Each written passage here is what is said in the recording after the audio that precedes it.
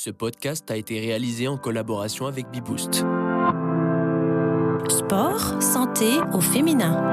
Experts et passionnés réunis pour explorer les bienfaits de l'activité physique pour les femmes à tous les âges. Endométriose, grossesse, postpartum et ménopause. Mettre les femmes en mouvement à toutes les étapes de leur vie. Sport, santé au féminin. Bonjour. Dans cette série de podcasts, nous vous proposons de réécouter les interventions du colloque Sport Santé au féminin qui a eu lieu en décembre 2024 et qui a été co-organisé par le réseau Sport Santé, l'ARS, l'URPS Sage-Femme et la Dragesse de Bourgogne-Franche-Comté. Dans ce premier podcast, nous vous proposons une première séance plénière sur la grossesse, le postpartum et l'activité physique adaptée réalisée par le docteur Carole Maître de l'INSEP. Sujet sur lequel vous m'avez convié. Bien sûr, ça fait quelque temps, mais vous voyez qu'il y a de plus en plus d'écrits et on vient de l'entendre avec les différents intervenants, comme quoi, l'activité physique doit être pratiquée par tous et le plus régulièrement. Alors, bien sûr, on a encore des questions qui se posent et elles nous étonnent parfois. Y a-t-il un risque à faire du sport pendant la grossesse? Comment le faire? Et toutes ces questions, en fait, bientôt n'auront plus lieu d'être. Et on ne parlera peut-être pas plus de sport au féminin qu'on parle de sport au masculin, parce que ce sera le sport pour tous, tout simplement.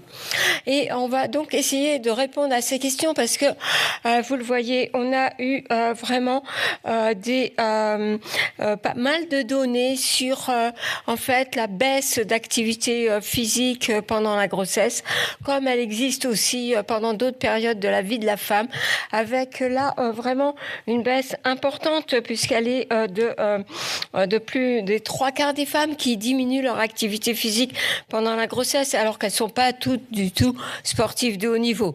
Donc on voit bien là qu'il y a encore beaucoup d'appréhension qui ne devrait plus exister. Mais surtout, ce qu'il y a de pire, bon, ne dramatisons pas, mais on a 62% des femmes qui vont augmenter leur temps en assis ou devant les écrans, et un bon tiers qui va finalement prendre la voiture pour des déplacements qui ne le méritent pas. Alors, on voit bien un changement de mode de vie pendant la grossesse lié à beaucoup d'appréhension. Alors que le risque, bien, il faut le retenir, c'est que le risque pendant la grossesse, c'est la sédentarité. Avec 3 risques majeurs. Il y en a d'autres, des risques, mais j'ai épinglé ceux-là parce que la prise de poids excessive, elle va avoir aussi ses conséquences, le diabète gestationnel, bien sûr, les problèmes veineux. Et on voit bien que déjà, la prise de poids, quand elle dépasse ce qui est attendu, non seulement ça risque de favoriser un mode d'accouchement différent, comme une césarienne par exemple, mais c'est aussi la dépression du postpartum, parce qu'on ne se retrouve pas dans sa silhouette. Et puis sur le plan médical, c'est un risque d'hypertension artérielle gestationnelle qui est augmenté. Et puis, bien sûr, on a le diabète gestationnel à suivre, parce que pour certaines femmes qui sont en plus en surpoids, il y a un risque de diabète ensuite. Et puis, à l'accouchement, c'est des gros bébés, du diabète, une dyssocie des épaules, voire une prématurité et voire une césarienne. Donc, on voit bien que le risque majeur, c'est pas en fait l'activité physique quand elle est pratiquée de bonne façon et de belle façon. C'est vraiment la sédentarité. Et les recommandations, elles nous accompagnent, elles sont claires, elles sont là, elles sont de la HAS, donc elles ont relayé en fait toutes les recommandations américaines, canadiennes, parce qu'on a été un petit peu en retard pour donner des recommandations à tous les praticiens. Mais elles sont vraiment claires, et il s'agit de faire au moins 30 minutes par jour et de tendre à ces 30 minutes par jour d'activité physique. Et bien sûr, on parle d'activité physique adaptée. Adaptée à quoi? D'abord au ressenti physique, à la condition physique de la femme, à l'évolution de la grossesse. Là, on va parler de grossesse physiologique, mais une grossesse pathologique peut venir, dans certains cas, contre-indiquer ou limiter l'activité physique. Et donc, là, elle sera à conseiller avec toutes les femmes. Donc, et d'autant plus qu'elles sont à risque, qu'elles sont déjà sédentaires, et d'autant plus qu'elles ont du diabète gestationnel ou qu'elles sont inactives pendant la grossesse. Et c'est vers ces femmes-là que nos recommandations doivent être le plus précises pour elles, parce que c'est pas facile d'entraîner dans l'activité physique quelqu'un qui n'a jamais mis de basket. Parce que les freins à la pratique sont encore beaucoup trop nombreux. Et là, c'est juste les résultats d'un mémoire qui a été fait par une élève sage-femme de 4e année, donc c'est son mémoire de fin d'études, et qui avait fait passer des questionnaires dans une population qui consultait une sage-femme libérale. Donc c'est vrai que c'était en Île-de-France, mais bon, je pense que ça peut être partout, et vous verrez un peu qu'on retrouve les mêmes freins dans l'étude de l'ONAPS. Donc toujours cette crainte de mal faire pour le bébé. Mais si elles avaient les bons conseils, peut-être qu'elles ne craindraient pas de mal faire. Et on voit bien cette crainte de mal faire, cette crainte du risque de fausse couche, la fatigue. On voit bien ces 3 grands freins qu'il faut connaître pour pouvoir répondre à nos patientes ou à nos sportives ou à nos femmes. Eh bien, dans l'ONAPS, quelques années après, a fait exactement le même constat. Il y a des freins, ils existent, et il faut lutter contre ces freins. Mais comment lutter contre ces freins ? Eh bien, évidemment, ce n'est pas si facile. Sur la fatigue, par exemple, que répondre à une femme qui dit « Oui, mais moi, j'ai les enfants déjà à la maison, je suis fatiguée ». Eh bien, peut-être faut-il mettre l'accent justement sur ce qui va l'aider à comprendre et valoriser le bénéfice de toute activité physique. On peut faire 2 fois un quart d'heure. Et maintenant, avant, on disait il faut faire au minimum 15 minutes. Eh bien, maintenant, on dit que toute activité physique, même nous, quand on se lève comme ça pendant 2 minutes sur 1 heure assis, eh bien, c'est bénéfique. Et donc, on a évolué. Et c'est heureux que la médecine évolue et que nos conseils évoluent. Donc, toute activité physique est bénéfique. Sur le sommeil, justement, on connaît les troubles de sommeil, et sur la réduction de la fatigue. Que répondre à celles qui, elles n'ont pas le temps? C'est vrai, c'est quelque chose, et c'est pas propre à la grossesse, mais souvent avec déjà la famille, il faut s'organiser. Et bien mettre l'accent aussi sur les déplacements actifs. Et on voit que les femmes, justement, en cours de grossesse, diminuent leurs déplacements actifs. Eh bien oui, on va pas marcher aussi vite quand on est au 7e mois de grossesse, peut-être, mais il vaut mieux marcher que prendre pour un déplacement minime la voiture. Le vélo n'est pas interdit à la femme enceinte. Il n'y a pas plus de risque de chute parce qu'on est enceinte au moins jusqu'au 5e mois, sauf si vraiment on a pris beaucoup de poids, mais on ne le prendra pas si on est actif. La montée des escaliers, bien sûr, et d'intégrer toutes ces activités physiques dans le quotidien, c'est comme ça qu'on peut répondre à toutes celles qui nous disent qu'elles n'ont pas de temps. Et puis, la crainte pour le fœtus, mais on connaît les bénéfices maintenant. On connaît les bénéfices et vous allez voir, ils sont nombreux, et l'absence de risque. Bien sûr, on ne va pas parler d'activité de haut niveau, on ne va pas parler de sport intensif. Là, on est dans le sport pour tout le monde, mais vous verrez que même chez les sportifs de haut niveau, eh bien, on va diminuer l'intensité de leur entraînement. Ça ne sera pas un entraînement de compétition. Donc, ça sera vraiment une activité pour tout le monde. Parce que les bénéfices maternels sont vraiment importants. Et je dirais que l'essentiel, eh bien, c'est le maintien, l'amélioration de la condition physique de la femme enceinte. Donc, on vient de le voir, c'est la prévention d'une prise de poids excessive. C'est nous, on va limiter les prises de poids excessives à la naissance. On diminue le risque de douleurs lombaires ou pelviennes en cours de grossesse. C'est une tendance, c'est pas retrouvé de façon significative, mais c'est une tendance et il a été montré que l'activité vigoureuse avant la grossesse, par exemple chez nos athlètes de haut niveau, les rendent moins sujettes aux lombalgies pendant la grossesse. Et ça, vraiment, je le constate aussi. Et puis, on parlera plus de l'amélioration des troubles de sommeil puisqu'on en a déjà parlé, mais surtout prévention du diabète gestationnel. Contrairement à l'effet de la sédentarité, justement, prévention de l'hypertension gestationnelle et de la prééclampsie. Donc, on a vraiment des bénéfices maternels Sur la dépression du postpartum, il a été montré également moins de prescriptions médicamenteuses dans le postpartum chez les femmes qui avaient eu une activité physique régulière. Donc tout ceci est bien connu et encore une idée reçue qu'on avait, oh là là, il ne faut pas trop en faire parce que le poids du bébé, tout ça, le risque d'incontinence urinaire à l'effort existe. Eh bien non, si on limite la prise de poids excessive, eh bien on diminue aussi le risque d'incontinence urinaire à l'effort. Il va simplement falloir ajuster la pratique et peut-être ne pas favoriser la course à pied au 6e mois, encore que certaines courent, mais bon. On avait tendance à dire les sportifs de haut niveau ont toute une césarienne, elles ont le périnée béton. Bon, on peut très bien comprendre que la pression intra-abdominale répétée sur le périnée avec des exercices faits de façon intensive va plutôt le fragiliser. Eh bien, figurez-vous que le recours à la césarienne ou à l'accouchement par forceps n'est pas plus important chez les sportifs que chez les autres femmes. Mais certaines études ont même montré que le recours à la césarienne était plus faible. Et puis, on a une durée du travail qui est raccourcie, qui n'est pas prolongée chez les femmes sportives par rapport aux autres. Donc, vraiment, une idée reçue qu'on met à terre, la pratique d'une activité sportive n'est pas à l'origine de difficultés lors de l'accouchement. Ça, c'est vraiment important parce que ça a traîné un petit peu longtemps dans tous nos... dans tous les ondits. Et puis, bien sûr, pour la maman qui craint pour le bébé, rappelons-lui qu'il y a des bénéfices même pour le neurodéveloppement du bébé à naître. Donc, des études, il y a aussi eu dans les 1000 premiers jours des données aussi récentes. Tout concourt à montrer que le développement du bébé sera d'autant meilleur à la naissance, le développement psychomoteur, qu'il y a eu une activité physique. Alors bien sûr, on a comparé des femmes qui avaient une activité physique à des femmes qui n'en avaient pas, et on a comparé les développements psychomoteurs. Donc c'est un bénéfice relatif par rapport à celles qui n'avaient pas d'activité physique.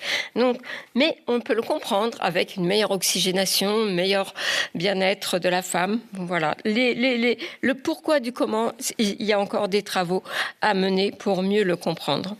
Et donc, vous voyez bien que c'est une pratique, il n'y a pas de risque si elle est mesurée, si elle suit les bons conseils des recommandations. On a vu qu'il s'agissait d'une activité modérée, et donc si on respecte cette activité modérée, si on ne pratique pas un sport à risque de chute ou de trauma abdominal, mais il n'y a pas beaucoup de sports à risque de traumatisme abdominal, eh bien, il n'y a pas d'augmentation du risque de fausse couche. On n'est pas dans la pratique intensive. Il y a eu des travaux qui ont montré que 7 heures, c'est une publication, c'est la seule. 7 heures d'activité intensive par semaine pouvaient favoriser le risque de fausse couche, mais on n'est pas dans l'intensif puisqu'on reste dans le modéré. Et on adapte aussi l'entraînement chez la sportive de haut niveau pour limiter la pratique intensive assez rapidement à partir du diagnostic. Donc, on peut permettre de l'intensif par 20 minutes, mais pas pendant des heures. Il n'y a pas de risque majoré de prématurité. Ça s'explique par la diminution, semble-t-il, de l'insulinorésistance, la diminution des protéines inflammatoires. Ce sont encore des hypothèses. Mais toujours est-il qu'il y avait, sur toutes les études qui portaient sur plus de 60 000 naissances, une diminution du risque observé jusqu'à 5 heures d'activité par semaine. Et puis, pas de retard de croissance intra-utérin et pas de faible poids à la naissance. Bien sûr, après l'activité physique, si on est dans un poids normal, une petite collation est possible. Et donc, on adapte notre activité physique à la grossesse physiologique de la femme parce il faut connaître qu'il y a des contre-indications, ma foi même que des contre-indications absolues, mais qui relèvent du bon sens. Parce que qui irait faire du jogging avec une perte de liquide amniotique, je me demande. Qui irait faire de l'activité physique avec une rupture prématurée des membranes. Donc vous voyez bien que toutes ces contre-indications obstétricales, elles relèvent du bon sens. On retiendra juste que la grossesse multiple, il faut au moins que ce soit des triplés. 3, parce que c'est cité dans toutes les recommandations.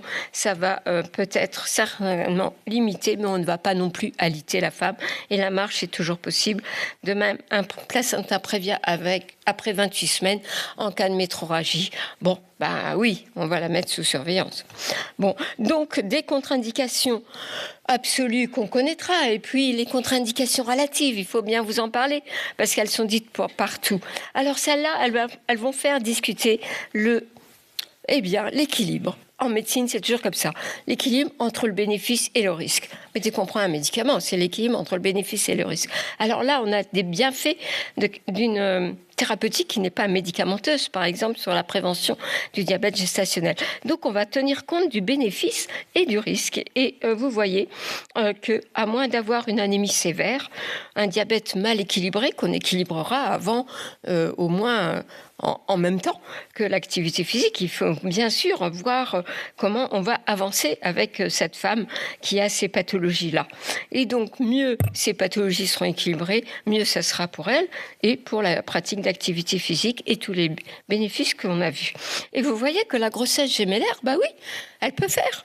Bien sûr, si c'est sa 4e grossesse, on va réfléchir différemment. Mais si c'est sa première grossesse et que tous les contrôles donnent le feu vert, eh bien, c'est important de la laisser pratiquer de l'activité physique.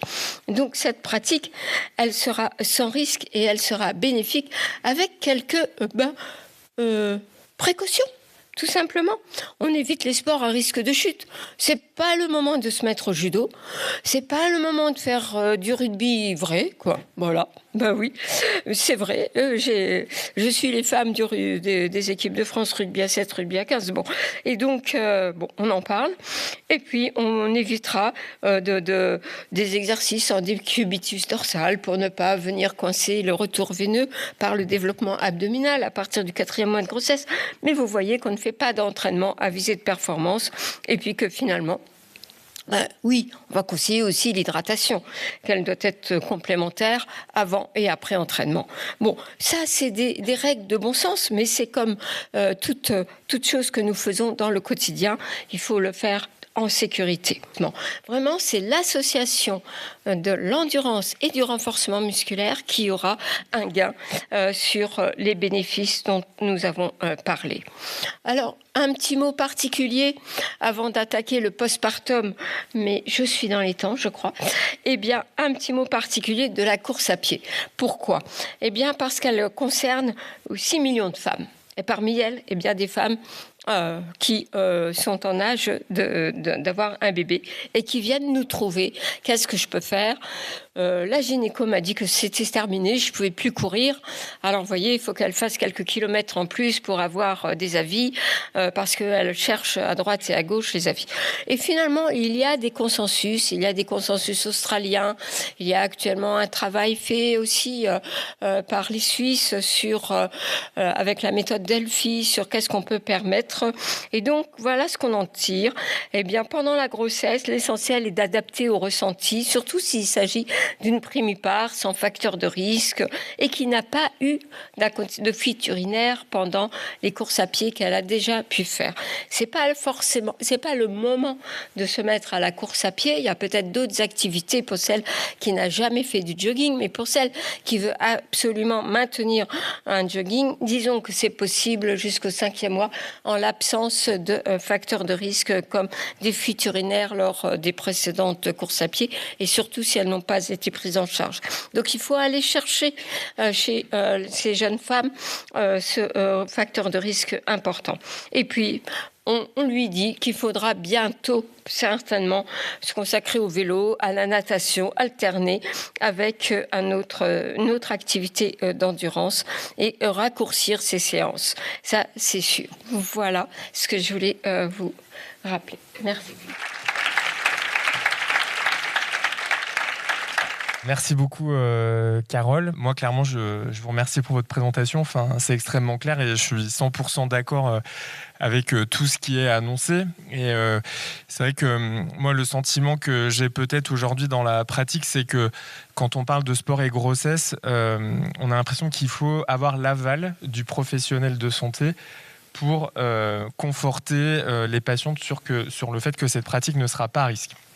Et là, je pense que tout le monde autour de la salle est convaincu qu'on a des bénéfices à faire passer ces messages-là pour les patientes. Pour autant, ce que je trouverais très intéressant, c'est de voir en fait en fonction des professionnels et eux-mêmes de leur activité sportive, est-ce que eux-mêmes en tant que professionnels sont convaincus que l'activité sportive est bénéfique pour eux, et voir quel message y passe, parce que je pense que clairement ceux qui font déjà du sport régulièrement vont avoir tendance à inciter les patientes et les rassurer, et puis ceux qui finalement sont quand même, je pense, nombreux quand même, qui n'ont pas forcément d'activité physique pour eux-mêmes, je suis pas sûr que les messages passent aussi simplement. Alors je sais pas quelle est votre sensation là-dessus.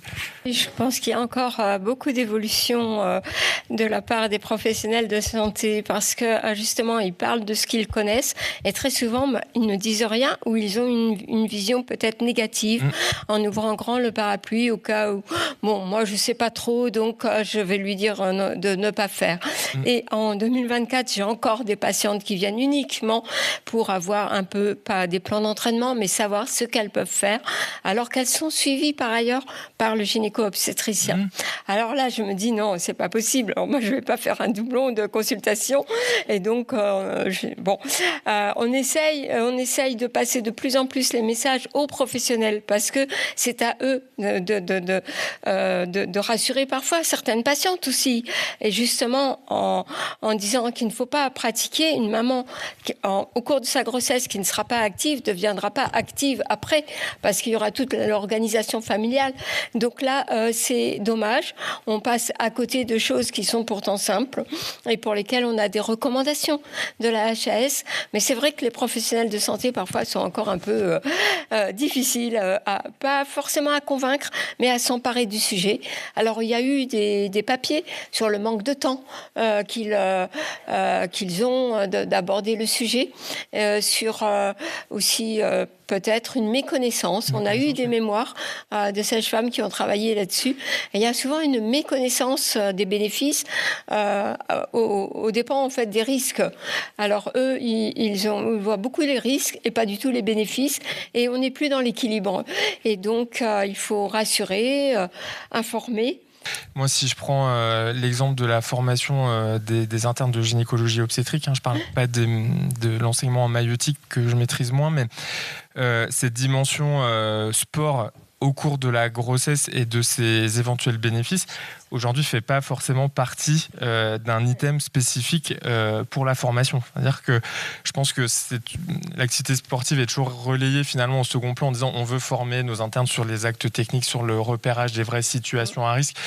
Et là, je pense qu'on arrive aujourd'hui à un carrefour où on va voir que l'activité sportive aujourd'hui fait partie des armes thérapeutiques pour un bon professionnel pour accompagner ces patientes. Moi, je tenais aussi à vous redire, je pense qu'il y a des messages très importants à refaire passer et qui luttent contre des idées préconçues.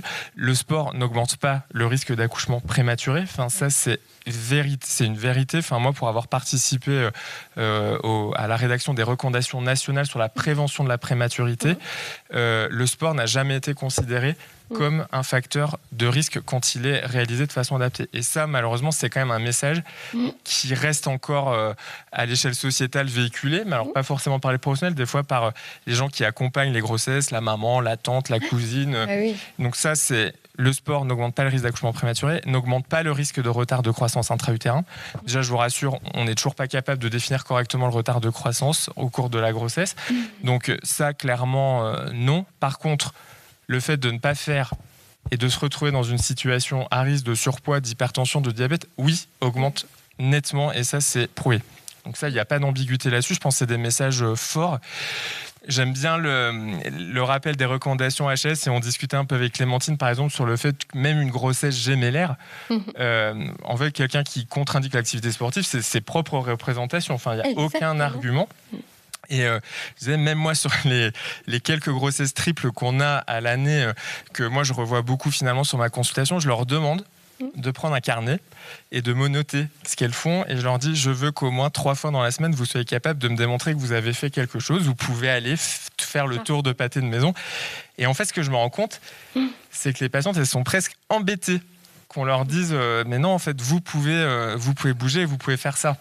Et ça, en fait, je ne sais pas si vous avez des données sur les représentations des patientes elles-mêmes sur la possibilité de faire de l'activité sportive en cours de grossesse. Il y a beaucoup de craintes par rapport à la naissance, par rapport au bébé. C'est surtout ça, en fait, qui est mis en avant dans leur représentation. Elles ont vraiment le risque, la peur de mal faire et de ne pas savoir quoi faire, donc on ne va pas faire. Parce qu'il y a vraiment une représentation négative de la dépense d'énergie, en fait, liée à l'activité physique. Mais je pense que les nouvelles générations, ça sera de moins en moins. Donc là, il y a vraiment une évolution, peut-être aussi avec les sportifs de haut niveau qui ont pu servir de modèle. Il n'y a pas de données françaises. Il y a beaucoup d'écrits sur... les anglo-saxons ont beaucoup plus travaillé là-dessus, et les Canadiens aussi. Mais je pense qu'en France, quand même, on a une évolution et que les femmes viennent maintenant chercher l'information. Alors que ça, c'est vraiment positif, cette recherche d'informations qu'elles ont pour savoir ce qu'elles peuvent faire, parce qu'avant, elles ne cherchaient pas. On leur disait que ce n'était pas possible. Moi, je voulais juste faire une toute petite remarque, c'est de se dire, là, on a dit qu'il fallait peut-être améliorer la formation des professionnels de santé, mais peut-être aussi augmenter la formation des professionnels du sport pour pouvoir augmenter l'offre, parce que, comme tu le dis si bien, il n'y a pas de sport santé sans sport plaisir, et que peut-être il faut diversifier l'offre à l'égard des femmes enceintes et pour pouvoir sécuriser à la fois les professionnels du sport et les professionnels de santé et les patientes elles-mêmes. Bonjour, moi je voudrais savoir s'il y a un parallèle entre arrêt maladie et activité physique. Parce qu'en fait, moi j'ai cette impression-là que plus je suis professionnelle de santé, j'interviens avec des patientes en postpartum, j'ai l'impression que la grossesse, souvent ça devient une maladie. Et est-ce que vous avez un parallèle entre l'arrêt maladie? Est-ce que les patientes qui sont en arrêt maladie, elles vont continuer à faire de l'activité physique, ou parce qu'elles sont en arrêt maladie, elles se disent non, j'ai plus le droit de courir, j'ai plus le droit d'aller à la piscine, j'ai plus le droit de rien faire en fait? Moi, j'ai pas de chiffres exacts à vous donner. Peut-être que les représentants de la CPM auraient des choses plus précises, mais ce qu'on peut dire, c'est qu'il y a une réalité sur la prescription des arrêts de travail en cours de grossesse, et ça, je pense, c'est une vraie problématique en France. Enfin, on ne sait pas très bien gérer la mise au repos des patientes, et est-ce que cette mise au repos est nécessaire médicalement, ou est-ce qu'elle est nécessaire pour d'autres facteurs? Moi aujourd'hui, quand je prescris un arrêt de travail, souvent je dis aux patients, si on calme l'activité professionnelle, il va falloir renforcer à côté, et le fait de vous arrêter aujourd'hui doit vous permettre, dans la bonne prise en charge, de vous libérer du temps pour avoir du temps pour vous et faire un peu d'activité physique. Et ça, je trouve que alors, faut l'amener avec délicatesse, parce que ces messages ne sont pas toujours très bien perçus des patientes. Et pour autant, on se dit que si on fait un arrêt de travail, c'est qu'on veut améliorer le soin pour ces patientes-là, et l'activité physique en fait partie. Aujourd'hui, moi, je pense qu'il y a un profil, c'est-à-dire que quand on arrive à avoir un arrêt de travail peut-être très tôt, où le professionnel ne se sent pas en accord avec la patiente, souvent c'est des patientes qui ont souvent une sorte de vulnérabilité et pas toujours une bonne perception de l'activité physique pour plein de paramètres, et je pense qu'on doit travailler sur ces patientes, quoi. Oui, bonjour. Je travaille pour l'association Coccinelle, soutien à la parentalité. Et donc, je vais partager peut-être ce qu'on reçoit dans les témoignages. On accompagne beaucoup pendant la grossesse, autour de l'accouchement et en postpartum, même si on accompagne aussi la parentalité plus tard. Et du coup, moi, mon intervention, elle était aussi sur le facteur de manque de temps. Vous disiez que c'était un critère principal sur le manque d'activité physique. Et donc, moi, ce qui me venait, c'était de me dire, là, on parle beaucoup de la responsabilité des femmes enceintes, des femmes en postpartum. Mais je trouve qu'il y a vraiment aussi, par rapport à la répartition de la charge familiale entre hommes et femmes, une question à se poser collectivement sur comment aussi on libère du temps pour les femmes, pour avoir du temps pour faire du sport. Donc, est-ce qu'on ne peut pas aussi responsabiliser les hommes et les futurs papas, les papas, qu'en fait, prendre soin du temps de sport de leur compagne, c'est aussi prendre soin de leur santé et prendre soin de la santé de leur bébé? Voilà, premier point. Et la deuxième, donc je m'adresse à tout le monde, pas forcément professionnel de santé en général. Et le deuxième point, c'est par rapport au club de sport. S'il y a des personnes qui sont là aussi, dans le domaine du sport, on a pas mal de parents qui nous témoignent l'envie de pouvoir accompagner leurs enfants dans des activités sportives. Et je me dis que par exemple, une femme qui doit accompagner ses enfants pour ces activités sportives, qui est enceinte et qui pourrait participer à des séances, ne serait-ce que se mettre en mouvement pour être avec son enfant. Souvent, c'est jusqu'à 3 ans ans. Il y a des parents qui aimeraient bien pouvoir aussi continuer à accompagner plus tard, faire des activités, avoir du temps privilégié de sport avec leurs enfants. Et ça peut être aussi un temps pour que les femmes puissent faire plus de sport dans leur quotidien, parce qu'elles sont en train de s'occuper de leurs enfants, mais aussi elles peuvent participer. Je ne sais pas si tu faisais allusion au postpartum. Enfin, tu dis pour le manque de temps, est-ce que c'est les femmes avec leur bébé? Dans certaines études, on voit que les femmes ont il y en a certaines qui veulent réaliser des activités physiques sans leur bébé. Et là, l'idéal serait de prévoir des systèmes de garde à proximité de salles de sport. Et puis, il y en a d'autres qui verbalisent qu'elles auraient plutôt besoin de faire des activités avec leur bébé. Et dans ce cas-là, il faudrait, on aura des témoignages peut-être tout à l'heure, développer des activités qu'elles puissent faire accompagnées par leur bébé, telles que la gym poussette ou voilà. Surtout, moi, je trouve, en termes de temps, ce qu'on demande, si on prend un peu de hauteur, hein, sans parler de la répartition des tâches, parce que c'est un terrain toujours glissant, c'est de se dire... En fait, moi, je suis assez convaincu avec les messages qui sont passés en disant on ne redemande pas aux patients d'aller faire 4 heures de sport par semaine. En fait, on leur demande d'adapter leur quotidien pour essayer de voir là où elles pourraient finalement faire de l'activité physique ou là, elles n'en feraient pas. Et quand on réfléchit objectivement, finalement, les solutions qui sont proposées, moi, j'ai pas la sensation qu'elles sont difficiles à mettre en œuvre. En disant, par exemple, on parlait des trajets en voiture, le fait des fois de limiter la station assise et finalement d'encourager à être debout, au lieu de rester à la maison avec son nourrisson, est-ce que on va faire le tour de pâté de maison? Je trouve que c'est des messages qui sont assez simples, mais pour autant, je suis d'accord, hein, ils font pas toujours écho et on a l'impression que c'est pas toujours évident au quotidien à mettre en place ces quelques créneaux. Je parlais des situations où il y a peut-être déjà d'autres enfants qui sont là quand il y a des fratries et que la femme est à nouveau enceinte. D'accord, la femme, elle peut adapter son quotidien, mais est-ce que le futur papa peut aussi adapter son quotidien pour que sa compagne puisse avoir plus de temps pour prendre soin de sa santé? C'est aussi ça ma question. Dans un monde idéal, oui, bien sûr. Moi, j'avais une remarque. On parle de grossesse qui se déroule bien. Et je trouve ce qui est important aussi, c'est de déculpabiliser les patientes quand elles vont vivre une perte de grossesse. Parce que souvent, elles peuvent rapporter oui, mais on m'a dit, moi, j'ai continué mon activité sportive ou j'ai continué à travailler. Donc, c'est à cause de ça. Et ça aussi, je trouve que c'est des messages qui sont forts à respecter. Et, voilà, déculpabiliser les patientes lors des pertes de grossesse, voilà, ça fait partie aussi des choses importantes à suivre. Je vous remercie de votre remarque. Oui. Je suis assez d'accord avec elle. Enfin, on travaille beaucoup sur les pertes de grossesse et je suis assez au clair que finalement, on sait aussi qu'il y a des patientes qui font l'activité physique au cours de leur premier trimestre de grossesse notamment et qui vont être finalement exposées au même risque que d'autres patientes. Et c'est vrai que de dire il n'y a pas de lien et c'est pas parce que vous avez fait votre jogging régulièrement que ça explique. Je pense que oui, de rassurer, c'est important. Quoi. On a vraiment toutes les données pour la rassurer. Scientifiquement, il n'y a pas de lien entre une fausse couche précoce et un jogging. Sinon. Puis on sait surtout que la sédentarité n'apporte aucun bénéfice, quoi. Oui. Ça, c'est un peu amorcé quand même dans les cours de préparation à l'accouchement et dans les visites en postpartum quand même par les sages-femmes. Ça dépend peut-être, on l'a dit, ça dépend peut-être des professionnels de santé en fonction du rapport qu'ils ont avec l'activité physique. On va peut-être pas délivrer exactement les mêmes messages et on n'a peut-être pas la même façon de voir les choses. C'est peut-être ça encore.